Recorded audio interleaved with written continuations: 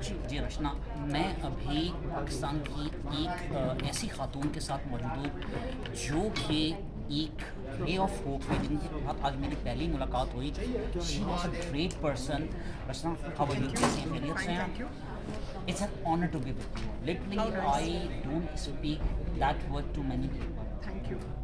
रचना, मुझे बताएंगे कि यहाँ पर हम इंडस हॉस्पिटल चैरिटी प्रोग्राम में आए हैं और the way you are working for the cancer hospital for Indus, that's amazing and that's your 9th programme here. Yes. आप मुझे इसके बारे में कुछ बताना पसंद करेंगे? एक्चुअली मैंने फंड रेजिंग शुरू किया था 2015 में, इसलिए कि मेरे बहुत सारे स्टूडेंट्स थे जिनके यानी पियानिस्ट में बहुत टैलेंट था, और मैंने सोचा था कि क्यों नहीं मैं ये टैलेंट इस्तेमाल करूं और किसी नीडी इंस्टीट्यूट को हेल्प करूं। और एक्चुअली आइडिया ऐसा पैदा हुआ, एक्चुअली ये हॉल में पैदा हुआ था 2013 में। अनफॉर्चुनेटली मेरे हस्बैंड की आंखें चली गई थी ड्यू टू डायबिटिक रेटिनोपैथी, और इट वाज लाइक पूरा अंधेरा छाया हुआ था। और